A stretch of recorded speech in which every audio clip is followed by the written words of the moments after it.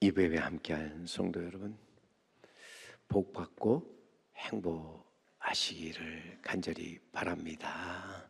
우리 옆에 계신 분에게 서로 다시 한번 복 받고 행복하세요. 복 받고 행복하세요. 복 받고 감사, 행복한 우리 성도 여러분들이 되시기를 간절히 바랍니다. 우리가 하나님께로부터 복을 받고 나아가서 감사하며 사랑하며 행복하고 복 있는 자가 되어야 할 줄로 믿습니다. 복은 받는 것이고 행복은 하는 것으로서 5월 가정의 달을 맞이해서 우리 성도님들의 모든 가정에 부활하신 우리 주 예수님이 친히 찾아오셔서 믿음과 사랑과 소망의 복을 주심으로 말미암아 언제나 행복하시기를 주님의 이름으로 축원합니다. 가정이라고 하는 것은 하나님께서 인간에게 주신 가장 좋은 선물로서 행복의 산실입니다. 천국을 경험할 수 있는 세상에서 제일 아름답고 평안한 것이지요. 작은 교회고 또 교육을 위한, 자녀들을 교육하기 위한 최초의 학교며 최고의 학교라 할 수 있죠. 어느 한 미술가가 세상에서 제일 아름다운 것을 찾아 아침 일찍이 집을 떠났습니다. 그는 제일 먼저 총 교회를 찾아갑니다. 그는 교회 목사님에게 세상에서 무엇이 제일 아름답습니까? 물을 때 목사는 신앙이 제일이라고 대답을 하였습니다. 그리고 이르기를 여기 와서 신앙을 통해 평화와 기쁨이 가득한 성도들의 얼굴을 보세요 라고 말을 합니다.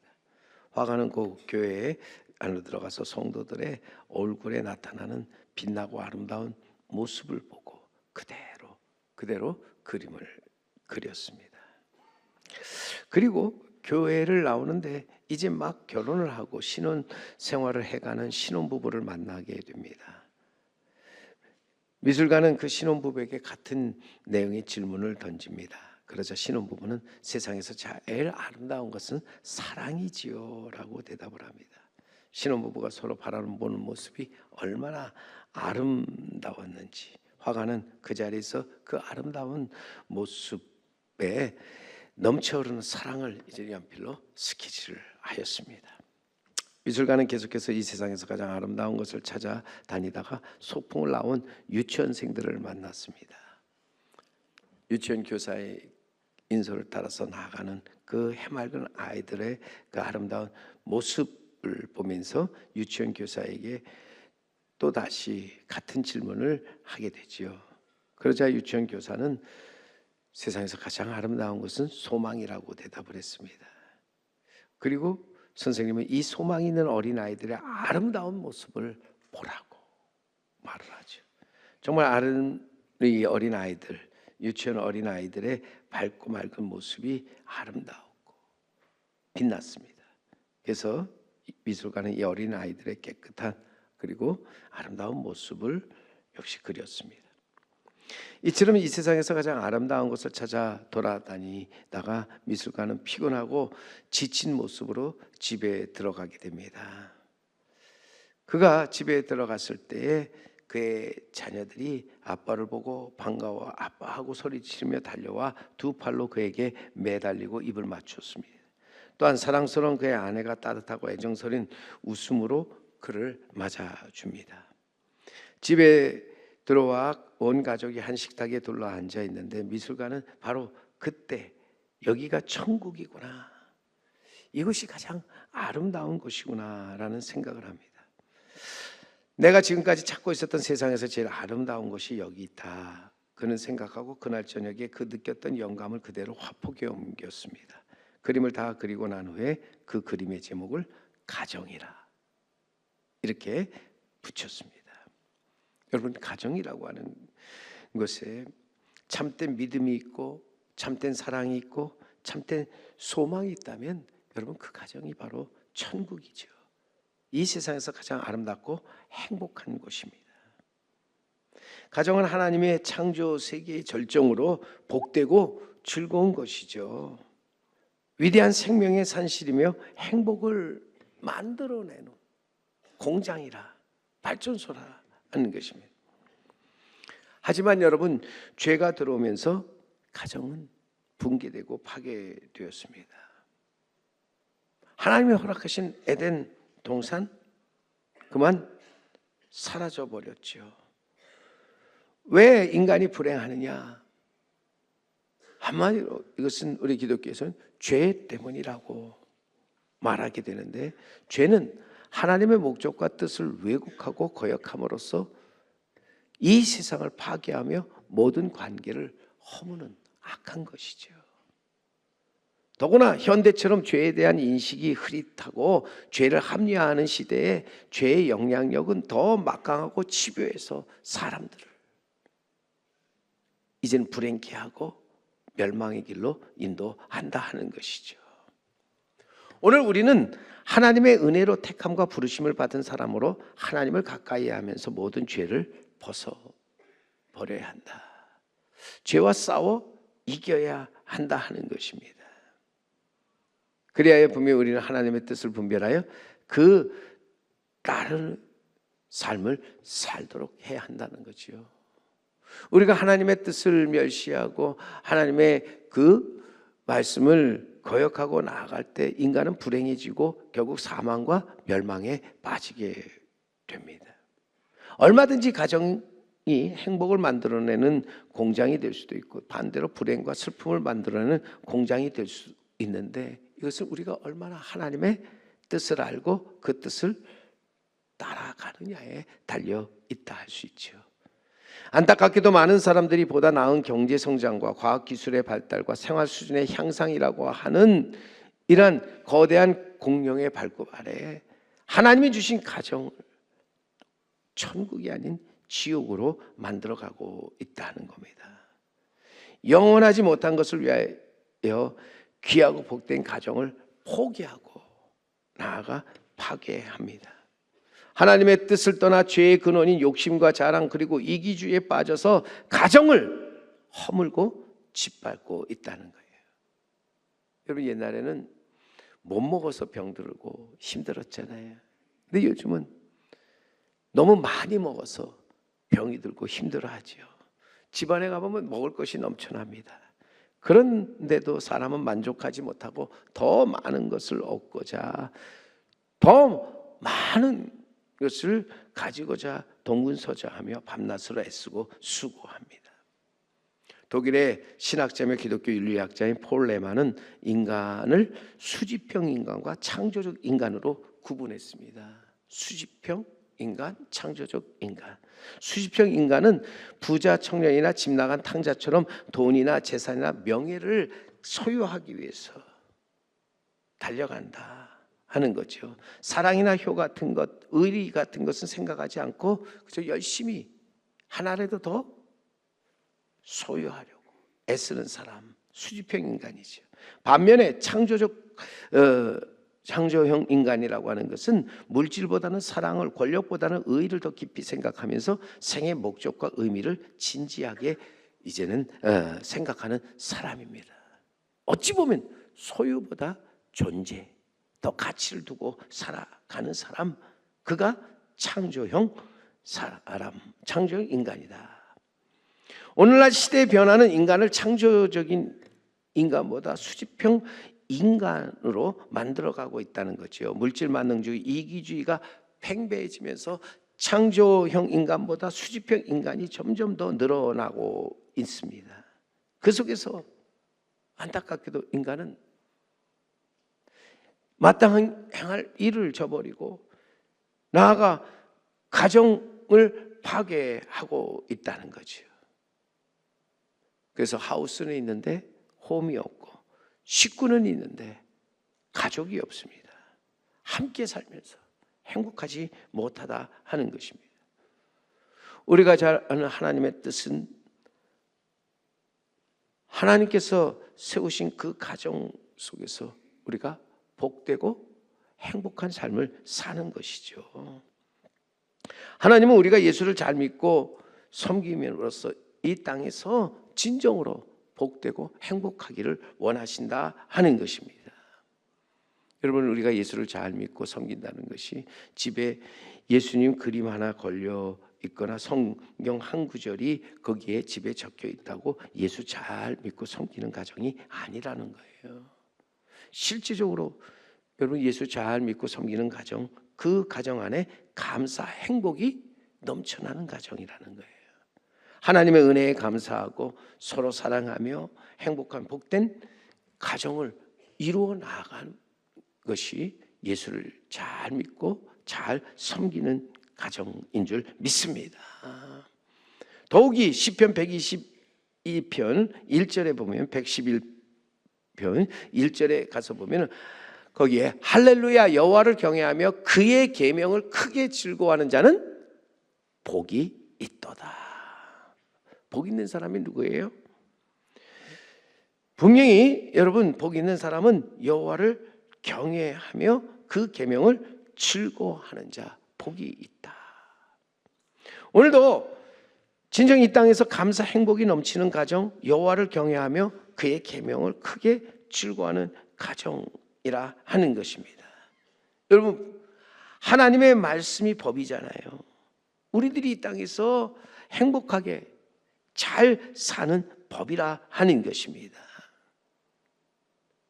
여러분, 사는 데는 세 가지 길, 막 사는 길이 있고 열심히 사는 길이 있고 잘 사는 길이 있다. 우리는 우리 인생을 잘 살도록 해야 되는데, 우리가 잘 사는 길은 결국 하나님께로부터 복을 받고 행복한 삶을 살아가는 것이죠.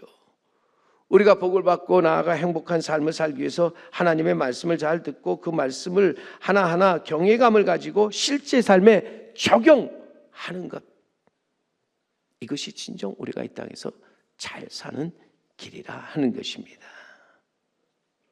오늘 말씀에 여러분, 지혜자가 우리에게 주는 귀한 말씀이지요.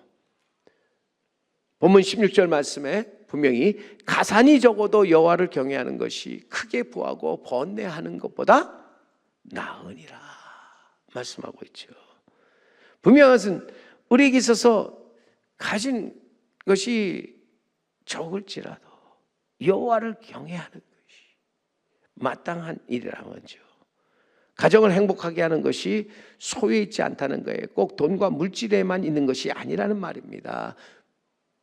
진정한 행복은 여러분 믿음에 있다. 믿음은 한마디로 여호와를 경외하고 사랑하는 것이죠. 나아가 그의 계명을 즐거워하고 기뻐하는 것, 이것이 우리의 믿음이라는 거예요. 우리의 믿음의 선조들은 위기에 처하거나 슬픔에 처했을 때, 또 고난을 당했을 때 믿음 위에 굳게 서서 흔들리지 않았습니다. 이 믿음을 가지고 나아가 담대하게 싸우며 또한 이기고 승리하는 삶을 살았다고 하는 것입니다. 그래서 복을 받고 행복했습니다. 비록 가진 것은 적었을지라도 행복하였다. 우리는 이러한 믿음의 선조들의 믿음을 이어서 믿음의 부유한 자가 되어야 할 줄로 믿습니다. 세상의 부유한 자보다 우리는 믿음의 부유한 자로서 우리에게 하나님이 우선이 되어져야 된다. 하나님이 우리 삶의 첫 번째가 되어져야 한다는 거예요. 우리 집사람이 우리 두 아이들에게 가끔 하는 말이 있는데, 나는 아빠를 두 번째 사랑한다. 아이들이 귀가 솔깃해지죠. 그때 집사라는 말이, 첫 번째가 너희라고 말할 줄 알았는데 첫 번째는 하나님이시고 너희는 세 번째다. 그러니까 하나님을 사랑한다. 그리고 남편을 사랑하고 그 다음에 너희다라는 걸 아이들에게 자꾸 심어주더라고요.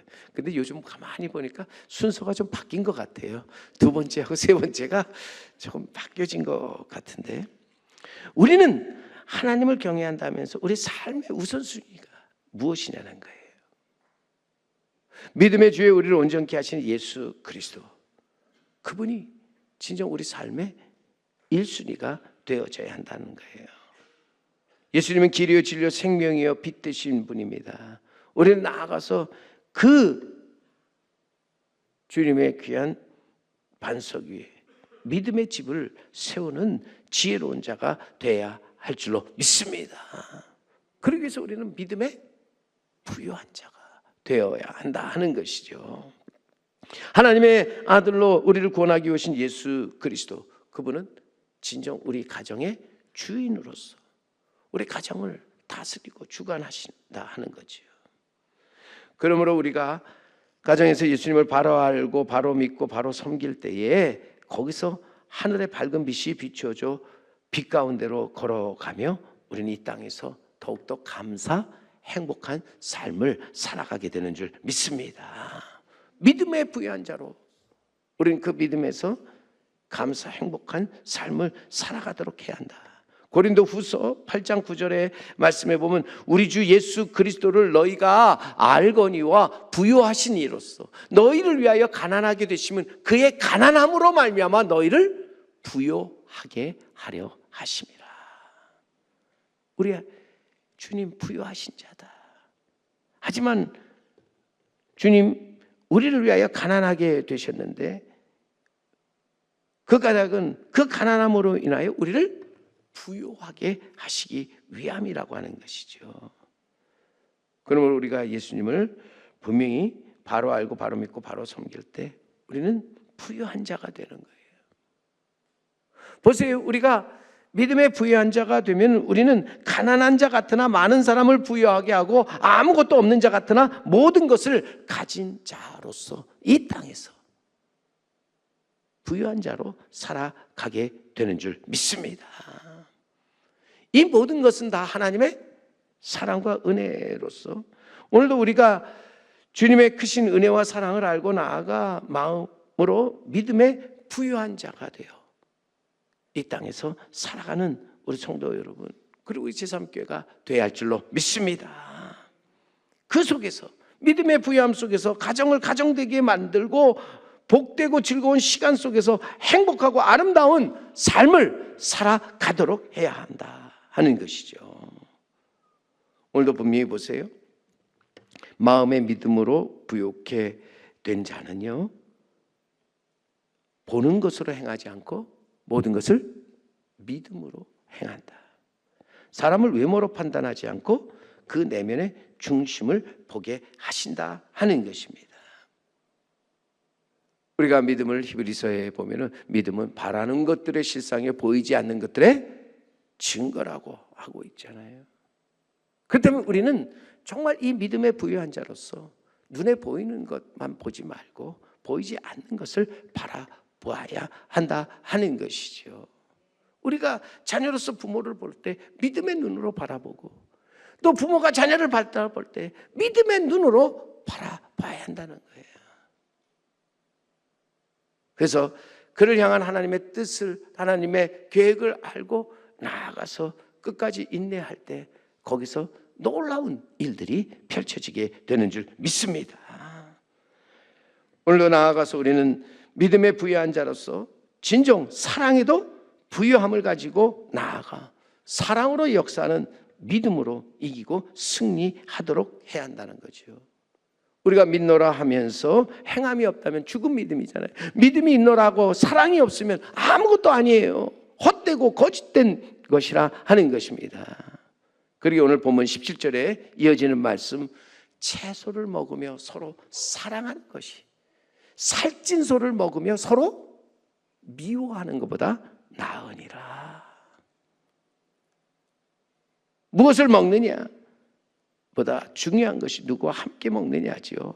아무리 비싸고 좋은 것을 여러분 먹을 때 미워하는 사람과 먹으면 그것은 소화도 되지 않고 우리 몸에 오히려 해가 되지요. 반면에 아무리 싸고 흔한 것일지라도 사랑하는 사람과 함께 그것을 나눌 때 즐겁고 기쁜 일이 된다고 하는 것이죠. 우리는 간혹 생각합니다. 내가 지금 가족을 정말 사랑하고 있는지 그리고 가족이 나를 사랑하고 있는지. 가끔 부부가 정말 아내가 남편을 사랑하고 있는지 그리고 남편이 아내를 더 사랑하고 있는지 여기에 대해서 굉장히 궁금해하면서 또 의심하는 경우가 있는데 상대를 의심하기 전에 자기를 먼저 돌아보는 자가 돼야 된다는 거예요. 한 남자가 병원에 가서 자기 아내의 귀가 어둡다고 의사에게 상담하자 의사가 부인의 청력을 시험하기 위해서 처음에는 한 10m 정도 거리에서 얘기해보고 만일 듣지 못하면 조금 더 가까이 가서 들을 때까지 말을 해보라고 얘기를 합니다. 상담을 받은 남자는 집으로 곧바로 갔고 아내가 부엌에서 저녁 식사를 준비하는 것을 보게 됩니다. 10m 거리 멀리 떨어져서 남편이 여보 나왔는데 오늘 저녁 뭐지? 아내 대답이 없습니다.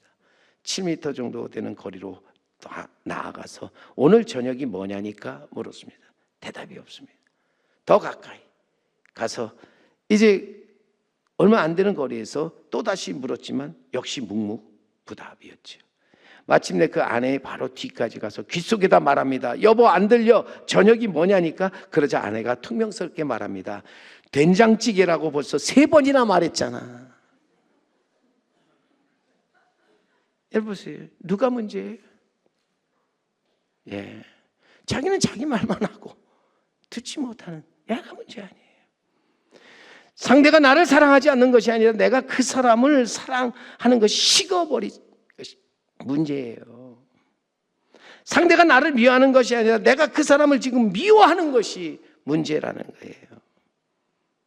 내 자신을 먼저 살펴볼 수 있어야 한다는 거예요. 남편이 늦게 귀가하는데 아내가 남편을 맞으면서 오늘도 일이 많으셨나 봐요. 매우 피곤하시죠? 말하면 남편의 표정과 또 그 모든 것이 달라지고 그 가정은 천국이 될 것이에요. 그러나 오늘도 또 늦으셨어요? 좀 더 빨리 들어올 수 없나요? 기다리는 것도 지쳤어요. 기다리다 지쳤어요? 예. 야, 그럼 여러분 이런 가정은 곧 뭐가 될까요?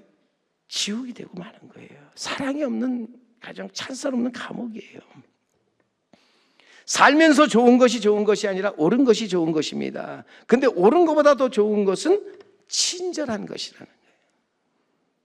오늘도 사랑이 동기가 되는 친절한 행동은 참으로 우리들이 사랑하는 가운데 있어서 모든 것을 새롭게 변화시키는 힘이 되는 거예요. 바람직한 것이라는 거죠. 우리의 가정을 천국으로 만드는 것입니다. 제이브 카네기가 이런 말을 하였는데요. 조그만 친절이 한마디의 사랑의 말이 저 위의 하늘나라처럼 이 땅을 즐거운 곳으로 만든다. 굉장히 중요한 말이죠. 친절한 사랑의 말 한마디가 가정을 살리고 교회를 살립니다. 가정을 천국으로 만든다는 거예요. 저 위의 하늘나라처럼 이 땅을 즐겁고 행복한 곳으로 만들어 간다는 거죠. 여러분 이런 속담 들어보셨습니까? 친절한 말 한마디가 3개월의 추위를 녹인다 하는 말. 일본 속담이라고 하는데 일상 속에서 서로 다투는 경우도 대부분 말 한마디가 이유가 되는 경우가 얼마나 많은지요. 반대로 여러분 친절한 사랑의 말 한마디가 상대를 부드럽게 해줄 뿐만 아니라 상대를 적이 아닌 내 편으로 만드는 것이죠. 여러분 남편을 남의 편이 아닌 내 편으로 만드는 것은 사랑의 친절한 말 한마디가 그렇게 만들어 주는 것이죠. 우리는 믿음과 사랑의 부유한 자로 이제부터 말할 때 친절한 사랑의 말로 하나님의 뜻이 하늘에서 이루어진 것처럼 땅에서도 이루어지도록 해야 할 줄로 믿습니다. 하나님의 나라가 우리 가정에 이루어지도록 해야 한다는 거예요.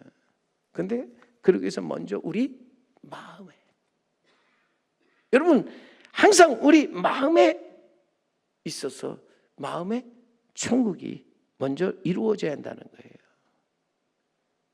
그래서 마음의 변화를 받아 하나님의 뜻을 깨달아 나아가서 친절한 사랑으로 자기 친족과 자기 가족을 사랑하고 돌보는데 우리 성경에 분명히 보세요. 믿노라 하면서 자기 친족 특히 자기 가족을 돌보지 아니하는 사람은 믿음을 배반한 자요 불신자보다 더 악한 자라고 성경은 분명히 우리에게 말씀합니다. 자기 가족을 여러분 돌보지 아니하는 사람, 자기 가족을 사랑하지 않는 사람, 그래서 가정을 지키기 위해서 애쓰고 수고하지 않는 사람, 믿음의 배반자예요. 불신자보다 더 악하다. 그는 분명 믿음에 있어서 가난한 자라는 거예요. 사랑에 있어서 가난한 자라는 거예요. 사랑하는 성도 여러분, 우리는 불신자보다 더 악한 자가 되지 않기 위해서 믿음에 부유한 자가 되고 사랑에 부유한 자가 되어야 할 줄로 믿습니다. 우리는 가까이 있는 부모와 형제, 자매를 사랑하고 또 우리에게 허락하신 자녀들을 즐겁고 기쁜 마음으로 돌보며 나아가서 서로가 서로를 돌봐줄 수 있어야 한다는 거예요. 내 마음속에 벌써 그런 마음을 가지고 내 가정을 내가 돌볼 수 있어야 되는데, 오늘 13절에 이어지는, 그래서 앞에 말씀으로 돌아가 보면 13절에 마음의 즐거움은 얼굴을 빛나게 하여도 마음의 근심은 심령을 상하게 하느니라. 우리 마음의 즐거운 기쁨을 가지고 나아가서 우리가 가정을 돌보고 또 가정을 우리가 지키려고 할 때에 그의 얼굴은 빛날 수밖에 없다. 그러나 가정에 대해서 염려, 근심, 걱정이 많다 보면은 보세요. 그 얼굴이 어두워지는 정도가 아니라 그 속에 심령이 어떻게 한다고 그랬어요? 상하게 된다. 심령이 상하게 되는 거예요. 오늘 우리가 사랑하는 가족이 마음의 근심이 아닌 마음의 즐거움이 되도록 해야 할 줄로 믿습니다. 그러기 위해서는 여러분, 먼저 내가 마음을 새롭게 함으로 변화를 받아 하나님의 선하시고 기뻐하시고 온전한 뜻이 무엇인지 분별하여 그 뜻을 따라 하나님의 허락하신 가정을 복되고 행복한 가정으로 만들어 가야 한다는 거지요. 내 뜻이 아닌 하나님의 뜻에 따라서 이루어져 가는 가정을 이루도록 해야 한다 하는 것입니다. 더욱이 오늘 그래서 14절 말씀, 이어지는 말씀으로 명철한 자의 마음은 뭘 요구한다 했어요? 지식을 요구하고 미련한 자의 입은 미련한 것을 즐기느니라. 명철한 자의 마음속에는 지혜를 요구합니다. 근데 그 지혜가 무엇입니까? 하나님을 경외하고 그래서 하나님의 말씀을 즐거워하는 것이잖아요. 이것이 참된 지식이고 참된 지혜로서 명철한 자의 마음, 이 지혜와 지식이 있어 나아가 하나님을 경외하고 사랑한다.